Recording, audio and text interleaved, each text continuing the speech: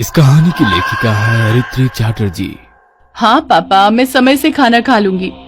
अरे आप चिंता मत करो। नहीं, अभी तो बस हम 2 लड़कियां हैं, एक और लड़की आने वाली है। मीनू अपने पापा से बात कर ही रही थी जब उसने रीमा को बाथरूम से निकलते देखा। अच्छा पापा, मैं अभी रखती हूँ। रीमा और मैं अभी डिनर बनाएंगे। गुड नाइट पापा। बस कुछ ही दिन हुए हैं मीनू को बेंगलोर आए हुए। कॉलेज खत्म होने के बाद उसने आईटी सेक्टर में जॉब ले लिया। नए शहर में इंसान बहुत जल्दी अकेला पड़ जाता है, इसीलिए मीनू को जब इस गर्ल्स हॉस्टल के बारे में अपने ही ऑफिस कॉलीग रीमा से पता चला तो वो भी इधर शिफ्ट हो गई। मकान मालिक ने यह घर वर्किंग वुमेन के लिए हॉस्टल जैसा बनाया है। पहले और दूसरे माले पर 4 लड़कियां रहती हैं और तीसरे माले पर रहती हैं मीनू और रीमा। लेकिन उनके बाजू वाले कमरे में एक और नई लड़की आने वाली है। दिन भर ऑफिस का काम करके दोनों ही बहुत थक चुकी थी, इसलिए वो गरम गरम फुलके वाली रोटी और चिकन बनाने में लग गई। मीनू और रीमा थोड़े से टाइम में ही बहुत अच्छे दोस्त बन गए हैं। वो बातें कर रहे थे और खाना बना रहे थे कि तभी अचानक मीनू ने गेट खोलने की आवाज सुनी। कोई सीढ़ियों से चलकर ऊपर आ रहा था। शायद नई लड़की आ गई। ये कहते हुए रीमा दरवाजा खोलने के लिए गई। फिर जैसे उसने दरवाजा खोला उसे एक अजीब सी बेचैनी हुई। चलने की आवाज धीरे धीरे पास आ रही थी। रीमा की दिल की धड़कन तेज हो गई। आवाज पास आती गई और धड़कन बढ़ती गई। किचन में अकेले खड़ी होकर मीनू सोच ही रही थी कि रीमा को इतना टाइम क्यों लग रहा है। तभी उसने पीछे मुड़कर देखा। रीमा दरवाजे पर खड़ी थी और उस तीसरी लड़की का कोई नामो निशान नहीं था। गैस को धीमे करके मीनू भी रीमा के पास आ गई। क्या हुआ? मीनू ने पूछा। तूने भी पैरों की आवाज सुनी ना? रीमा ने कहा।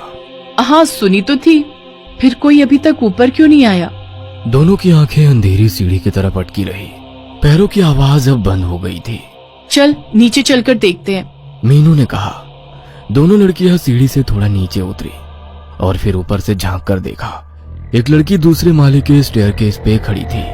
ऊपर से देखने पर लड़की का घुंघराले बालों से ढका हुआ सर नजर आ रहा था, लेकिन उसका चेहरा देख पाना मुश्किल था। उस लड़की के एक हाथ में सूटकेस और दूसरे हाथ में उसका फोन था।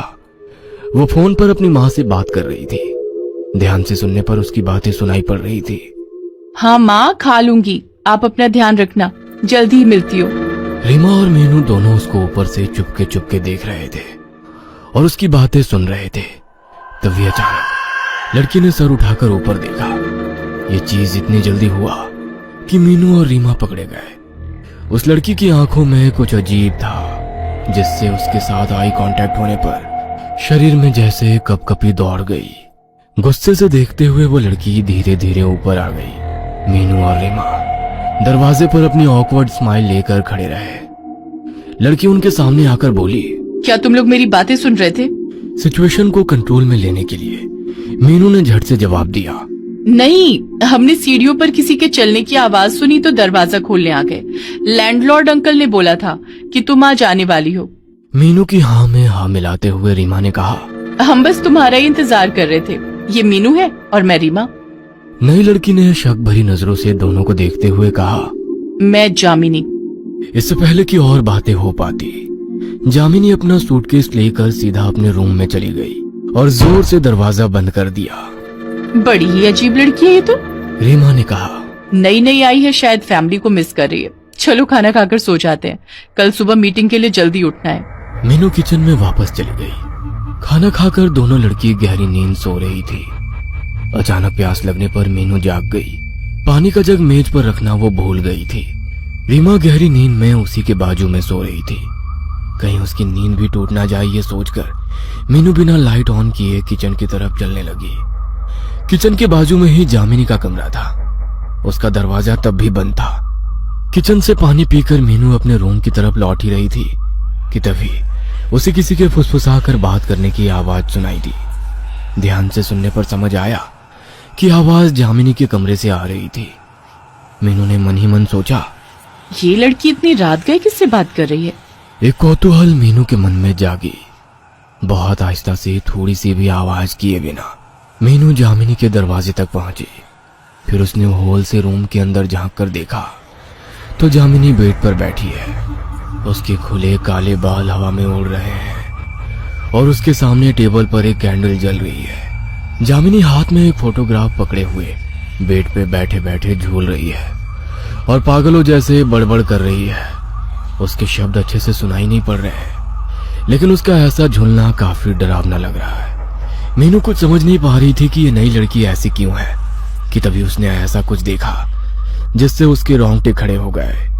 जामिनी ने फोटोग्राफ को टेबल पर रखा और एक छोटा सा बक्सा उठाया।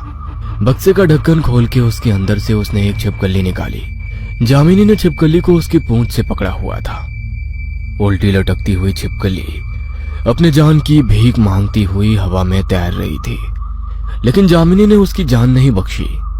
उसने अपना मुंह खोला और बिना हिचकिचाए उस छिपकली को निगल गई। घिन और भय से मीनू का शरीर सुन्न पड़ गया था। कैसे कोई जीता जागता इंसान छिपकली खा सकता है? कुछ तो गड़बड़ है इस लड़की के साथ। तभी अचानक जामिनी ने मीनू की तरफ सर घुमाया। पता नहीं कैसे बंद दरवाजे के उस पार से जामिनी को पता चला कि मीनू उस पर नजर रख रही है। ऐसा लगा जैसे किसी ने जामिनी को इत्तला किया हो। मीनू झट से पीछे हो गई और एक सेकंड रुके बिना अपने रूम में आकर दरवाजा बंद कर दिया। डर के मारे उसकी सांस फूल गई थी, होठ कांप रहे थे। जामिनी के रूम का दरवाजा खुलने की आवाज आई, फिर उसके पैरों के चलने की आहट मीनू के रूम के बाहर आकर रुक गई। मीनू ने सोचा कि कुछ भी हो जाए जामिनी को पता नहीं चलने देना है कि उसने उसको देख लिया है।